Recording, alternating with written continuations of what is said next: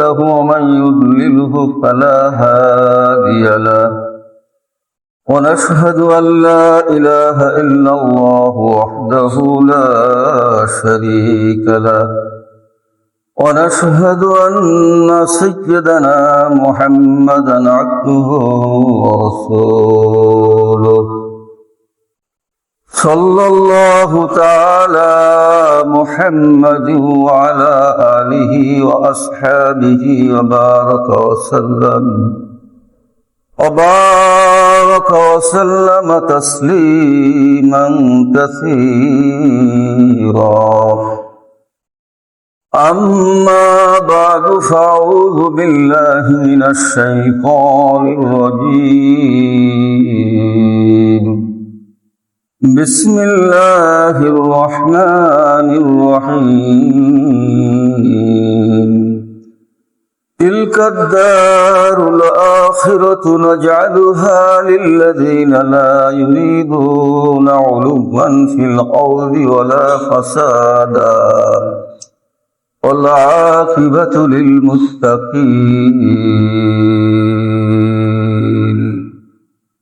وأيضا قال الله سبحانه وتعالى في حكاية لقمان عليه الصلاة والسلام ولا تمش في الأرض مرحا إنك لن تخرق الأرض ولن تبلغ الجبال طولا وعن عبد الله بن مسعود رضي الله تعالى عنه عن النبي عليه الصلاة والسلام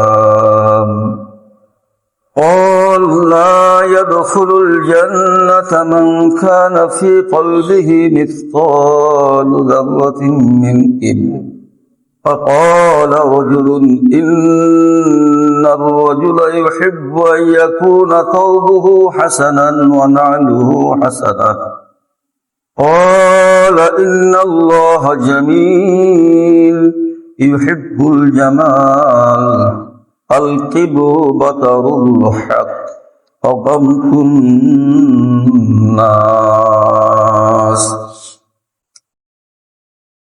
وعن سلمة بن أقوى رضي الله تعالى عنه أن رجلا أكل عند رسول الله صلى الله عليه وسلم بشماله فقال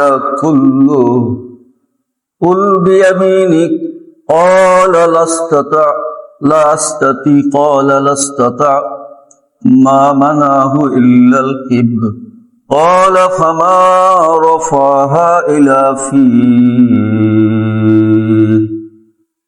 صدق الله العلي العظيم وصدق رسوله النبي الكريم ونحن على ذلك لمن الشاهدين والشاكرين الحمد لله رب العالمين سبحانك لا علم لنا إلا ما علمتنا إنك أنت العليم الحكيم أستغفر الله العظيم الذي لا إله إلا هو الحي القيوم وأتوب إليه ولا حول ولا قوة إلا بالله العلي العظيم সকলেই মহব্বতের সাথে আওয়াজের সাথে দরুদ শরীফ পড়ি আল্লাহুম্মা সাল্লি আলা মুহাম্মাদ ওয়া আলা আলি মুহাম্মাদ কামা সাল্লাইতা আলা ইব্রাহিম ওয়া আলা আলি ইব্রাহিম ইন্নাকা হামিদুম মাজিদ আল্লাহুম্মা বারিক আলা মুহাম্মাদ ওয়া আলা আলি মুহাম্মাদ كما باركت على إبراهيم وعلى آل إبراهيم إنك حميد مجيد আল্লাহ পাকের দরবারে অসংখ্য অগণিত শুকর যে মহান আল্লাহ তাআলা আমাদেরকে এ পর্যন্ত ঈমানের সাথে হায়াত দারাজ করে আল্লাহ পাকের একটা পছন্দনীয় আমল তালিমের মজলিস, জিকিরের মজলিস, কুরআন সুন্নাহ থেকে শিক্ষা গ্রহণের মজলিসে আল্লাহ তাআলা আশা বসার তৌফিক দিয়েছেন। এজন্য শুকরিয়া আদায় করি। আলহামদুলিল্লাহ, আলহামদুলিল্লাহ। আল্লাহ পাকের রহমত ছাড়া কেউ নেক আমল করতে পারে না। আল্লাহ পাকের হেফাজত ছাড়া কেউ গুনাহ থেকে বাঁচতেও পারে না। তবে আল্লাহ পাক রব্বুল আলামিন যাদেরকে তৌফিকে আসবাবি দান করেছেন, অর্থাৎ মাধ্যমগত তৌফিক, আল্লাহ তাআলা সুস্থতা দান করেছেন, আসার মতো সুযোগ আছে, অবসর আছে, অবকাশ আছে, জিকিরের মজলিসে শরীক হওয়ার মতো সুযোগ আছে, অবকাশ আছে, শারীরিক সুস্থতাও আছে। এই যে আল্লাহ তাআলা যে আসবাব দান করেছেন, এই আসবাবকে যখন মানুষ কাজে লাগানোর চেষ্টা করে তখন আল্লাহ তাআলা একটা বিশেষ তৌফিক দান করেন। ওটা আল্লাহ পাকের খাস তৌফিক, যে তৌফিকের ওসিলায় মানুষ নেক আমল করতে পারে, আল্লাহ পাকের নেকাম, আল্লাহ পাকের সন্তুষ্টি হাসিল করতে পারে। কিছু না হলেও সত্তাগতভাবে আল্লাহ পাকের জিকির, কুরআন সুন্নাহর আলোচনা, এটাই একটা নেকামল, এটাই একটা নেকামল। এই নেকামলের ফলাফল তো সুদূর প্রসারী। এই আমলটা যদি কবুল হয়ে যায়, এই আমলের প্রভাব তো হেদায়েত। এই আমলের প্রভাব কি হয়? প্রভাবে হেদায়েত হয়। প্রভাব পর্যন্ত যদি নাও পৌঁছাই, এতটুক সময় আমার জন্য আমি নেক আমলের মধ্যে, নেক পরিবেশের মধ্যে বসা আছি, আমি নেক আমল করতেছি, কমপক্ষে এর থেকে তো খালি নাই। আজকে আমরা ইনশাআল্লাহ সংক্ষিপ্তভাবে আলোচনা করব বাবু তাহরিমিল কিবরি ওয়াল ইজাব, যে মানুষের মধ্যে অন্তর্গত কিছু রোগ আছে, যে রোগগুলো অত্যন্ত মারাত্মক। এই রোগের কারণে মানুষের সমস্ত নেক আমল ধ্বংস হয়ে যায়। সেই রোগের ভিতরে দুইটা রোগের নাম এখানে উল্লেখ করা হয়েছে। একটা হলো অহংকার, একটা হলো অহংকার। সেই অহংকার কি জিনিস এটাও বোঝা দরকার। একটা হলো কিবির বা অহংকার, আর একটা হলো এজাব। এটাও এক ধরনের অহংকার, কিন্তু এটা হয় নিজের আমলের ব্যাপারে, নিজের আমলের ব্যাপারে। আর অহংকার হলো সত্যকে প্রত্যাখ্যান করা, সত্যকে প্রত্যাখ্যান করা। অন্য ভাই যে কথা বলছে ওটাই সঠিক, তার দাবি সঠিক, কিন্তু সেটাকে প্রত্যাখ্যান করা, অহংকারের কারণে সেটাকে না মানা, এই প্রত্যাখ্যানটাকে অহংকার। আল্লাহ হক, আল্লাহ রসুল হক, আখিরাত হক, এটা এক মহাসত্য, কিন্তু অহংকারের কারণে প্রত্যাখ্যান করা। আর একটা হলো নিজেকে বড় মনে করা, অন্যদেরকে ছোট মনে করা। নিজেকে বড় মনে করা, অন্যদেরকে কিছুই না, তাদের কোনো মর্যাদাই নাই, তাদের কোনো হাইসিয়াতই নাই, সব আমার, আমি আমি, এটার নাম অহংকার। আর এজাব বলা হয় নিজের আমলের দ্বারা নিজের ব্যক্তিগত গুণাগুণকে খুব বড় মনে করা, যে এ বিষয়ে আমি সবচেয়ে পারদর্শী, এ বিষয়ে আমি সবচেয়ে পারদর্শী, আমার আমলই সুন্দর, আমার নামাজই সুন্দর, আমার তেলাওয়াতই সুন্দর, আমার আচরণই সবচেয়ে ভালো। এই একটা আত্মপ্রসাদ লাভ করা, যে আমি, আমার ইবাদত ভালো, আমার ইবাদত বেশি, আমার আমল বেশি। নিজেকে এমন কিছু, নিজের আমল কেমন কিছু ভাবা যে আমার আমলই কবুলযোগ্য, অন্য কারো আমল কোনো আমলই না। আমার চিন্তা চেতনাই সঠিক, আর কারো চিন্তা চেতনা সঠিক না। এই নিজের আমলের মধ্যে অহংকার করা, এটা হলো এজাব। এটা কি বলে?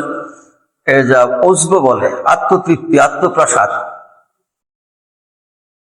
তা আল্লাহ পাক রব্বুল আলামিন বলেন তিলকাদ দারুল আখিরাতু নাজআলুহা লিল্লাযীনা লা ইউরিদুনা উলুওয়ান ফিল আরদি ওয়ালা ফাসাদা। ওই যে আখিরাতের ঘর, আখিরাতের বাড়ি, আখিরাতের জগৎ, এটা আমি সৃষ্টি করেছি। আখিরাতের সেই শান্তির ঠিকানা, শান্তির ঘর, এটা আমি নির্ধারণ করেছি লিল্লাযীনা লা ইউরিদুনা উলুওয়ান ফিল আরদি ওয়ালা ফাসাদা। দুনিয়াতে যারা, জগতের বুকে যারা বড়ত্ব, দাম্ভিকতা, ঔদ্ধত্য প্রদর্শনের, অহংকার প্রদর্শনের ইচ্ছা প্রদর্শন করে না, এবং এই অহংকারের মাধ্যমে জগতের বুকে যারা ফাসাদ সৃষ্টি করে না, তাদের জন্য কি আখিরাতের ঘর, আখিরাতের শান্তির ঘর, অর্থাৎ জান্নাত। জান্নাত তাদের জন্য যারা ঔদ্ধত্য এবং অহংকার মুক্ত, তাদের জন্য। যারা অহংকারের দ্বারা, আত্মগর্বের দ্বারা যারা জগতের বুকে ফাসাদ সৃষ্টি করে না, তাদের জন্য কি জান্নাত, আখিরাতের ঘর, দারুল আখিরা। এই দ্বার, এই ঘর, উলামায়ে কেরাম লিখেছেন, ঘর হলো চারটা জগৎ। একটা হলো মায়ের পেটের জগৎ। আল্লাহ পাক সর্বপ্রথম মায়ের পেটের জগতে পাঠান, এরপরে সেখান থেকে এই দুনিয়ার জগতে আসা হয়, এরপরে মানুষের ইন্তেকাল হয়ে যায়। 3 নম্বর জগৎ হলো আলামে বারজাক, অর্থাৎ পর্দার অন্তরালবর্তী জগৎ, অদৃশ্যমান জগৎ, যে জগতের খবর কেউ নিতে পারে না। এটা কিয়ামত পর্যন্ত, এটা কিয়ামত পর্যন্ত। কিয়ামতের পরে, হিসাব নিকাশের পরে যে জগৎ, এই জগতের নাম হলো আদ-দারুল আখিরা। আদ-দারুল আখিরা, এটাই দারুল করার, এটাই চিরস্থায়ী ঘর, এটাই চিরস্থায়ী ঠিকানা। মায়ের পেটেও চিরদিন থাকা যায় না, দুনিয়ার পেটেও চিরদিন থাকা যায় না, আলমে বারজাকেও চিরদিন থাকা যাবে না। আর কিন্তু আখিরাত, দারুল আখিরা, এখানে মানুষ চিরদিন থাকবে। তাই আল্লাহ তাআলা বলেন, ওই যে আখিরাতের যে শুভ ঠিকানা, শান্তির ঠিকানা, এটা তাদের জন্য যারা জগতের বুকে ফাসাদ সৃষ্টি করে না, যারা জগতের বুকে অহংকার সৃষ্টি করে না। তা আল্লাহ তাআলা বলেন, আল আকিবাতু লিল মুত্তাকিন, মুত্তাকিদের জন্য শুভ পরিণতি। বোঝা যায় যে মুত্তাকি, তাকওয়া অহংকার এবং আত্মপ্রসাদের পরিপন্থী। তাকওয়ার সাথে অহংকারের বৈপরীত্য, তাকওয়ার সাথে অহংকারের সংঘর্ষ। এক দিলের মধ্যে তাকওয়া আর অহংকার একসঙ্গে থাকতে পারে না। এই জন্য এই অহংকার থেকে মুক্ত থাকা। আমরা অনেক কষ্ট করে নামাজ আদায় করি, আমরা অনেক কষ্ট করে অনেক নেক আমল করি, কিন্তু অহংকারের কারণে, ওজবের কারণে এগুলা ধ্বংস হয়ে যায়, এগুলার সওয়াব থেকে আমরা মাহরুম হয়ে যাই।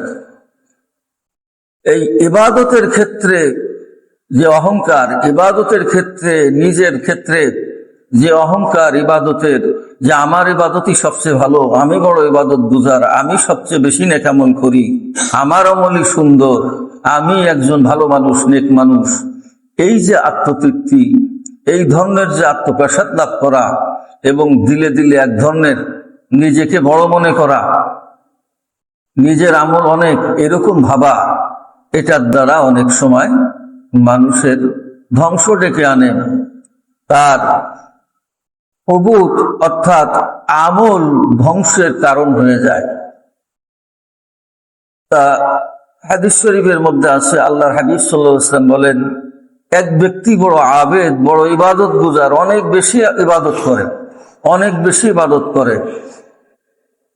এই ইবাদতকারী ব্যক্তি তার লোকজন সহ রাস্তা দিয়ে চলতেছে, পথ চলতেছে, কোথাও দেখতেছে একজন কুখ্যাত একজন গুনাহগার, যার অপরাধ, যার গুনাহ খাতা, যার অন্যায় অপকর্ম সকলের কাছে জানা। ওই ব্যক্তি তার সামনে পড়ছে, ওই ব্যক্তি সম্পর্কে, তার সাথীবর্গ সম্পর্কে বলতেছে যে ওই যে একটা জাহান্নামী যায়, ওই ব্যক্তি জাহান্নামী। সাথে সাথে গায়েব থেকে আল্লাহর পক্ষ থেকে আওয়াজ আসছে। আল্লাহ, সে বলতেছে ওই ব্যক্তি জাহান্নামে, ওই ব্যক্তিকে আল্লাহ কোনোদিন ক্ষমা করবে না, ওই পাপিষ্ঠ ব্যক্তিকে আল্লাহ কোনোদিনও ক্ষমা করবে না। ক্ষমা করা না করা কার দায়িত্ব? আল্লাহ তাআলার দায়িত্ব। এই কথা বলার ভিতরে উলামায়ে কেরাম বলেন যে এই কথা বলার ভিতরে ওই আবেদের অজব ছিল, নিজের ইবাদতের উপরে বড় ভরসা, বড় তৃপ্তি, বড় অহংকার ছিল যে আমি বড় আবেদ, আমি বড় ভালো মানুষ, আমি বড় নেককার মানুষ। এ কারণে সেই আত্মতৃপ্তিতে সে ফুলে উঠে সে একজন লোক সম্পর্কে বলতেছে আল্লাহর দায়িত্ব যেটা, সেটা সে নিজে ঘোষণা করতেছে যে আল্লাহ পাক তাকে ক্ষমা করবে না। এই আল্লাহ পাক তাকে ক্ষমা করবে না, এই ধরনের অনধিকার চর্চা, এই ধরনের অনধিকারমূলক বক্তব্য, এটা তার ভিতরে আসছে ওজবের কারণে, তার নিজের নেক আমলকে খুব বড় এবং মকবুল মনে করার কারণে। সাথে সাথে আওয়াজ আসছে, কদ আহবাততু আমালাক, আমি তোর সমস্ত আমলকে বরবাদ করে দিলাম। আউযুবিল্লাহ, তোর সমস্ত আমল বরবাদ করে দিলাম। কদ আহবাততু আমালাক ফাকাদ গফারতু লাহু, আমি তাকে মাফ করে দিলাম। যে সারা জীবন গুনাহ করতেছে, আল্লাহ বলেন যে আমি তাকে মাফ করে দিলাম, আর তোর সব নেক আমল আমি বাতিল ঘোষণা করলাম। তার কারণ যে আল্লাহ পাক রব্বুল আলামিন কারো নেক আমলের মুখাপেক্ষী না, কারো নেক আমলের মুখাপেক্ষী না। আমরা তো একটা কদুর মুখাপেক্ষী, লাউয়ের মুখাপেক্ষী, তাই 10 টাকা দিয়ে লাউ কিনে আনি। আল্লাহ পাক আমাকে জান্নাত দিয়ে আমার সেজদা নিতে হবে এমন মুখাপেক্ষী আল্লাহ পাক না। আল্লাহ পাক যে জান্নাত দিবেন এটা আল্লাহ পাকেরই রহমত, আল্লাহ পাকেরই রহমত। আল্লাহ পাক মাগফিরাত দিবেন এটা আল্লাহ পাকের রহমত। এই জন্য অহংকার এবং ওজব থেকে বাঁচা খুবই জরুরি। আজকে আমাদের সকলের মধ্যেই কম বেশি আছে। অহংকারের কারণে মানুষ হক মাসালার উপরে মানতে পারে না। জানতেছে অমুক ব্যক্তি আমার চেয়ে বিজ্ঞ, তার দলিল প্রমাণ আমার চেয়ে মজবুত, কিন্তু তারপরও অনেক সময় নিজের এনাদ এবং অহংকার, এগুলোর কারণে সে হক দলিল সে মানতে পারে না। সে নিজের মতের উপরই চলে, তা এই জন্যে ওই আবেদ ব্যক্তি সারা জীবনের ইবাদত তার কি হয়ে গেল? ধ্বংস হয়ে গেল ওজবের কারণে। ওটার নাম হলো ওজব। নিজের আমলকে বড় মনে করা, নিজের আমলকে খুব ভারী মনে করা, অন্যকে তুচ্ছ-তাচ্ছিল্য করা, অন্যের আমল। এই আমলের মধ্যে, তার নিজের আমলের মধ্যে এই ওজব আর অহংকার আসার কারণে তার সমস্ত আমল বরবাদ হয়ে গেল। আর আল্লাহ পাক রব্বুল আলামিন বলেন যে এমন কি আছে যে আমার কর্তৃত্বের ব্যাপারে হস্তক্ষেপ করে? ক্ষমা করা না করা তো এটা আমার দায়িত্ব, তা আমি ক্ষমা করব না এ কথা তোমাকে বলল? তুমি কেন, কোন অধিকারে এই কথা তুমি বললে? আল্লাহ পাক ওই গুনাহগারকে ক্ষমা করে দিলেন। এই জন্য খুব সতর্ক থাকা দরকার। হাদিস শরীফের মধ্যে আসছে, লা ইয়াদখুলুল জান্নাতা মান কানা ফি কলবিহি মিথকালু যাররাতিন মিন কিবির, যার অন্তরের মধ্যে অনুপরিমাণ, সরিষার দানা পরিমাণ, জাররা পরিমাণ, জাররা বলা হয় মূলত যে আমাদের দেশে যে সূর্য রশ্মি পড়ে, সূর্যের আলো পড়ে, ঘরের দেওয়াল যদি কোথাও ছিদ্রি থাকে, বেড়া যদি ভাঙ্গা থাকে, ছোট্ট একটা ছিদ্রি ফুটা, এর ভিতর দিয়ে যখন সূর্যের রশ্মি ঢোকে, তাকালে দেখা যায় অসংখ্য ধূলিকণার মতন, যা এমনি দেখা যায় না। ওই যে ওই ধূলিকণাটার নাম হলো কি? জাররা। ওই যে এতটুক পরিমাণও যদি অহংকার কারো মধ্যে থাকে, এই অহংকার দিলের মধ্যে থাকা অবস্থায় মৃত্যুবরণ করলে সে জান্নাতে যাবে না। তা এই অহংকার মুক্ত দুনিয়ার থেকেই হওয়া লাগবে। তার মানে কি, অহংকার যদি দুনিয়ার থেকে অহংকারের চিকিৎসা করা যায় তাহলে তো আলহামদুলিল্লাহ। আর যদি দুনিয়ার থেকে অহংকারের চিকিৎসা না হয় ঈমান এবং অন্যান্য নেক আমলের কারণে, আল্লাহ পাক আখিরাতে অহংকারের চিকিৎসা করাবেন, কিন্তু সেই চিকিৎসা হবে জাহান্নামের ভিতরে দিয়ে। জাহান্নামের ভিতরে দিয়ে ওই অহংকারের চিকিৎসার হাসপাতালের নাম কি? জাহান্নাম। এরপরে ওই ব্যক্তি জান্নাতি হবে, খুলুদ ফিন্নার হবে না, চিরস্থায়ী জাহান্নামী হবে না। ঈমান আছে, অন্যান্য নেক আমল আছে, কিন্তু অহংকারের কারণে তার জাহান্নামে যাওয়া হয়। ওই অহংকার থাকা অবস্থায় সে জাহান্নামে যাবে না, জান্নাতে যাবে না। এখন সাহাবায়ে কিরাম কেউ জিজ্ঞাসা করলেন, হে আল্লাহ রসুল সাল্লাল্লাহু আলাইহি ওয়াসাল্লাম, সাহাবীদের মধ্য থেকে এক ব্যক্তি জিজ্ঞাসা করলেন, ইন্নার রাজুলা ইউহিব্বু আন ইয়াকুনা সাওবুহু হাসানা। কোন ব্যক্তি পছন্দ করে, যে এমন ব্যক্তি যে পছন্দ করে তার পোশাকটা সুন্দর হোক, তার পোশাকটা সুন্দর হোক, জামাটা ভালো হোক, আর নালুহু হাসানাতান, এবং তার জুতা এটাও খুব সুন্দর হোক, ভালো হোক, এটা সে চায়। এর ব্যাপারে আপনার মতামত কি? আল্লাহর হাবিব সাল্লাল্লাহু আলাইহি ওয়াসাল্লাম বললেন, ইন্নাল্লাহা জামিলুন ইউহিব্বুল জামাল। আল্লাহ তাআলা সুন্দর। আল্লাহ তাআলা কি? সুন্দর। আল্লাহ তাআলা সৌন্দর্য পছন্দ করেন। আল্লাহ তাআলা কি করেন? সৌন্দর্য পছন্দ করেন। তো অতএব ভালো জুতা ভালো জামা গায়ে দিলেই অহংকারী হয় না, ছিঁড়া জামা গায়ে দিলেও অহংকারী হতে পারে। আল্লাহ নবী সাল্লাল্লাহু আলাইহি ওয়াসাল্লাম বললেন যে আসলে অহংকার কি জানো? আল কিবরু বাতারুল হক। কিবির হলো হককে প্রত্যাখ্যান করা, হককে প্রত্যাখ্যান করা। সত্য বিষয়, ওই ব্যক্তির দাবি সত্য, এই বিষয়ের এই জিনিসটার পাওনাদার সেই, কিন্তু অহংকারের কারণে আমি সেটাকে কি করি? শক্তির অহংকার, যে কোনো অহংকারের কারণে আমি সেটাকে অস্বীকার করি। তার কথাই সত্য, সেই যুক্তিসঙ্গত কথা বলেছে, তারটাই গ্রহণযোগ্য কথা, কিন্তু সে কথা আমি মানি না অহংকারের কারণে। এটা এক ধরনের অহংকার। আর অবান্তুন্নাস, আর অন্য সকলকে ছোট মনে করা, অন্য সকলকে ছোট মনে করা। ওরা কি? উদাহরণস্বরূপ বলছে যে কোন এক ব্যক্তিকে জিজ্ঞাসা করা হলো যে ভাই, এই দেশের লোকগুলোকে আপনার কাছে কেমন মনে হয়?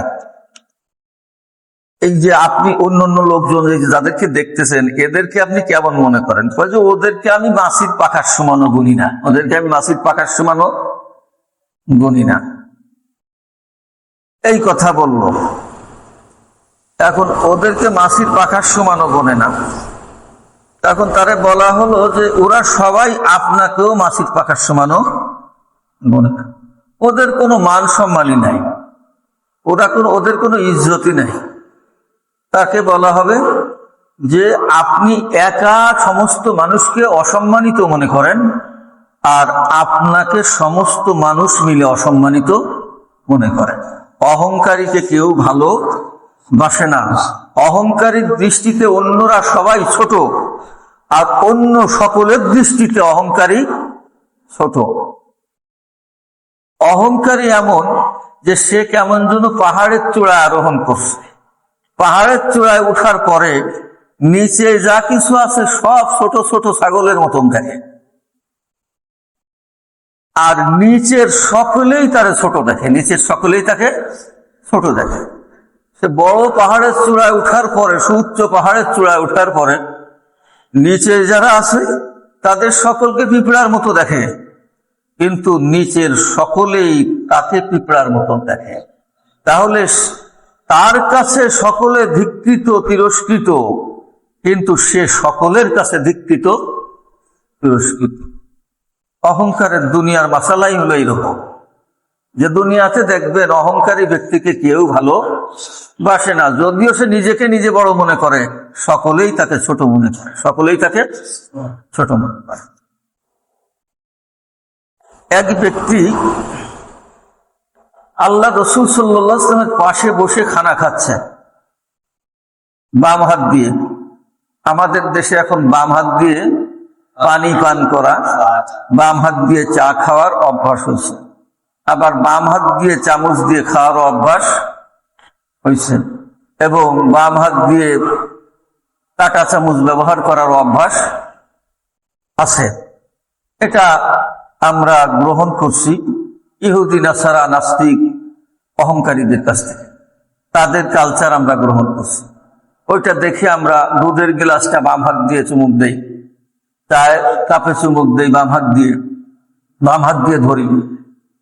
অথচ বাম হাত দিয়ে সাধারণত যত নিম্নমানের কাজ আছে, নাক ঝাড়া, শৌচাগারে পানি ব্যবহার করা, ঢিলা কুলুপ ব্যবহার করা, এগুলা বাম হাতের কাজ বিশেষভাবে। আর ডান হাত দিয়ে সমস্ত উচ্চ পর্যায়ের কাজগুলো ডান হাত দিয়ে করা হয়। আপনি একজনকে একটা কলম ধরে দেবেন, যারা বাম হাত দিয়ে চা খায় তার মুখের সামনে কলমটা বা গিলাসটা যদি বাম হাত দিয়ে ধরে দেওয়া হয়, তাও কিন্তু সে কি মনে করে, অপমান বোধ করে। অথচ সে নিজে বাম হাত দিয়ে কি করতেছে, পানি পান করতেছে। এক ব্যক্তি এইভাবে বাম হাত দিয়ে পানাহার করতেছে। আল্লাহ রাসূল সাল্লাল্লাহু আলাইহি ওয়াসাল্লাম বললেন, কুল বিয়ামিনিক, তুমি ডান হাত দিয়ে খাও। ক্বালা লা আস্তাতি, যে আমি ডান হাত দিয়ে খেতে পারবো না, আমি ডান হাত দিয়ে খাবো না, আমি ডান হাত দিয়ে খাবো না। তা আল্লাহ রাসূল সাল্লাল্লাহু আলাইহি ওয়াসাল্লাম বলেন, মা মানাহু ইল্লাল কিবরু, মা মানাহু ইল্লাল কিবরু। আল্লাহ রাসূল তো জানতেন, আল্লাহ নবীকে জানিয়ে দিয়েছেন যে আল্লাহ পাক, যে ওই ব্যক্তি কোনো ওজরের কারণে, অসুস্থতার কারণে ডান হাতে কোনো সমস্যা আছে, এজন্য সে বাম হাত দিয়ে খাচ্ছে না। সে বাম হাত দিয়ে খাচ্ছে অহংকারের কারণে। অহংকারীদের স্বভাব, বাম হাতটা আগে চলে যায় অহংকারীদের। তা এটা অহংকারীদের একটা আলামত। তা বাম হাত দিয়ে খাচ্ছে। তা তাকে আল্লাহ নবী বলার পরও সে বলল কি, যে আমি ডান হাত দিয়ে খেতে পারবো না। এই পারবো না বলাটা এই অর্থে না যে আমার ডান হাতে সমস্যা আছে তাই আমি পারবো না, বরং তার মধ্যে কি আছে, অহংকারের কারণে। কিন্তু আল্লাহ নবী সাল্লাল্লাহু আলাইহি ওয়াসাল্লাম বললেন, লাস্তাতা'তা, তুমি ডান হাত আর ব্যবহার করতে পারবে না, তুমি ডান হাত আর ব্যবহার করতে পারবে না। বলেন নাউযু বিল্লাহ। এটা আল্লাহ রাসূল সাল্লাল্লাহু আলাইহি ওয়াসাল্লামের মুজিজা। যখনই আল্লাহ নবী সাল্লাল্লাহু আলাইহি ওয়াসাল্লাম বলছেন যে তুমি আর ডান হাত ব্যবহার করতে পারবে না, ফামা রাফাহা ইলা ফিহি, মৃত্যু পর্যন্ত তার ডান হাত আর ওঠে নাই, তার ডান হাত আর মুখে উঠাতে পারে নাই। আল্লাহ পাক একটা বিষয় দিয়ে, বাস্তব নমুনা দিয়ে দেখিয়ে দিলেন। তা আজকে আমরা সেই আমলটা সরাসরি করতেছি, সেই অহংকারী আমল, বাম হাত দিয়ে পানাহার। এক হাদিস শরীফের মধ্যে আসছে, লা ইয়াকুলু আহাদুকুম বিশিমালিহি ওয়ালা ইয়াশরাবু বিশিমালিহি ফাইন্না আশ-শাইতানা ইয়াকুলু বিশিমালিহি ওয়া ইয়াশরাবু বিশিমালিহি। শয়তান বাম হাতে পানাহার করে। শয়তান কি করে? বাম হাতে পানাহার করে। আল্লাহ নবী বলেন যে তোমাদের প্রত্যেকেই, তোমাদের কেউ যেন বাম হাতে পানাহার না করে। শয়তান বাম হাতে পানাহার করে। লা তাত্তাবিউ খুতুওয়াতিশ শায়াতিন বা শয়তান। কোরআন শরীফের মধ্যে আয়াত আসছে যে তোমরা কখনো শয়তানের পদাঙ্ক অনুসরণ করে না। শয়তানের পদাঙ্ক অনুসরণ করা হারাম।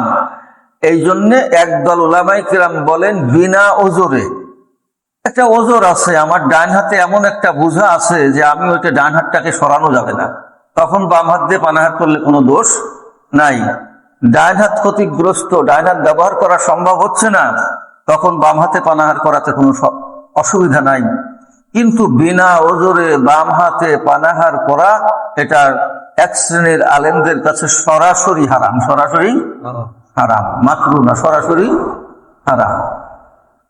তাদের দলিল পুরা কালামে পাকের ওই আয়াত আর এই হাদিস, যে আল্লাহ পাক তো শয়তানের পদাঙ্ক অনুসরণ করতে নিষেধ করছেন, শয়তানের আদর্শ অনুসরণ করতে নিষেধ করছেন। তা শয়তানের আদর্শ অনুসরণ করা তো হারাম। তা এটা তো যেহেতু শয়তানের আদর্শ, অনেক সময় আমরা বুঝি না, চায়ের দোকানে দেখা যায় আজকাল আমাদের একচাটিয়া কি বাম হাত দিয়েই প্রায় চা পান করতেছে। পানির অপর নাম জীবন, যে পানি ছাড়া জীবন বাঁচে না, সেই পানিরে বাম হাত দিয়ে পান করো।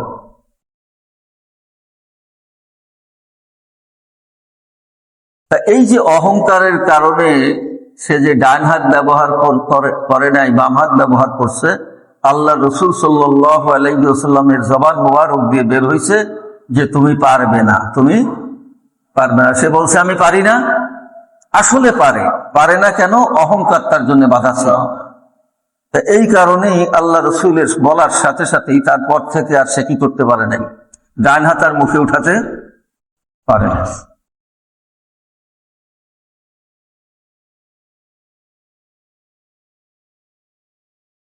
আল্লাহর হাবিব সাল্লাল্লাহু আলাইহি ওয়াসাল্লাম এক হাদিসের মধ্যে বলেন, ইহতাজ্জাতিল জান্নাতু ওয়ান নার, জান্নাত এবং জাহান্নাম দুইজনে একটু তর্ক বিতর্ক করলো। জান্নাত এবং জাহান্নাম দুইটা আল্লাহ পাকের মাখলুক, এই দুই মাখলুকের মধ্যে তর্ক বিতর্ক হলো,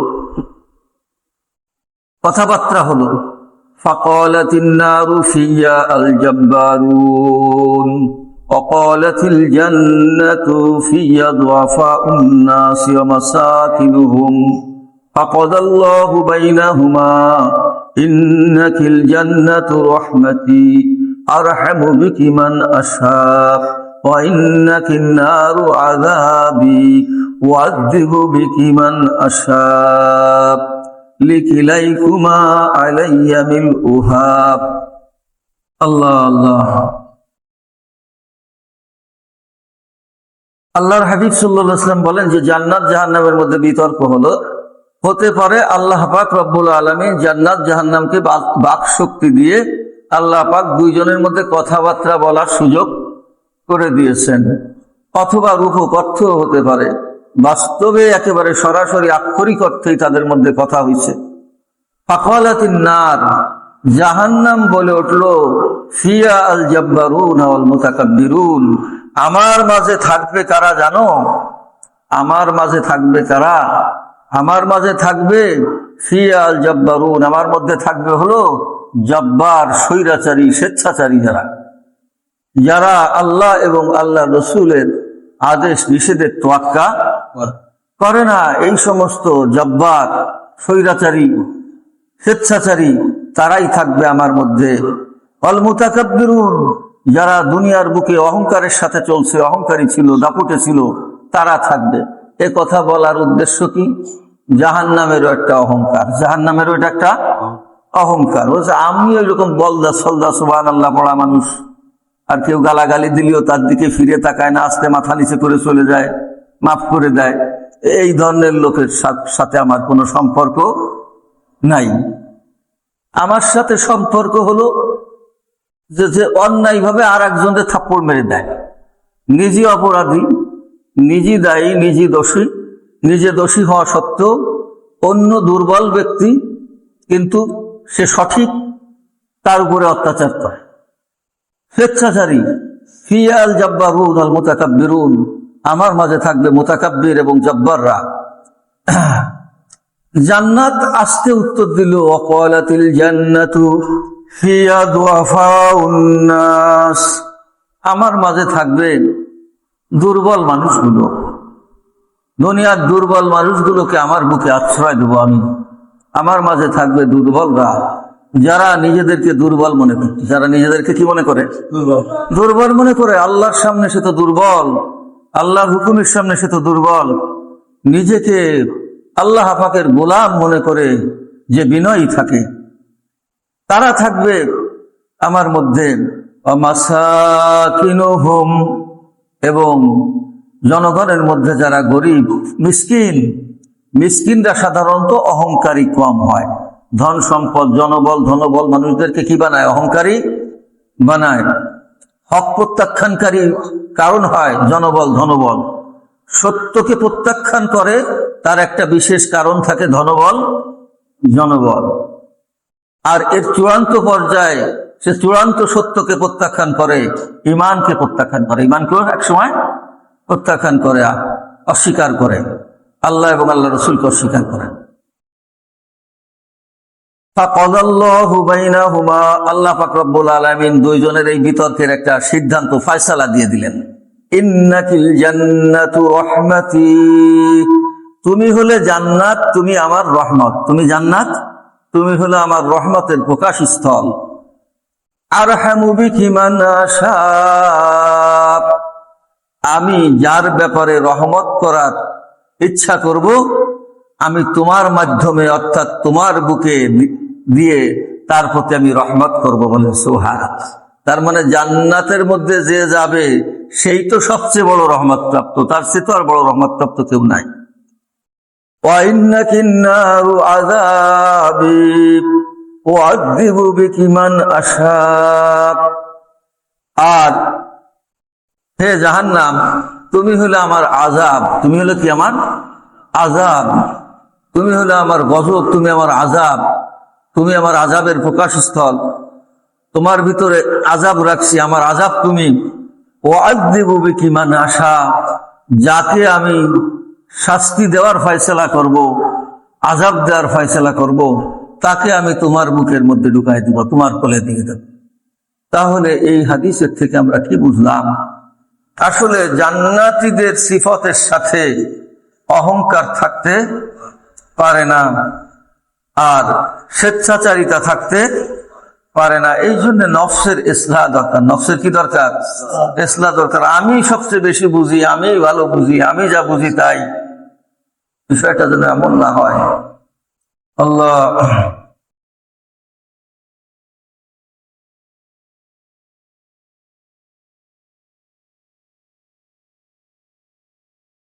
এক হাদিসের মধ্যে আল্লাহ পাক রব্বুল, হাদিসে কুদসি আল্লাহ তাআলা বলেন, আল ইজ্জু ইজারি, কয় যে মাহাত্ম, সম্মান, মর্যাদা, এটা হলো আমি আল্লাহ তাআলার পাজামা।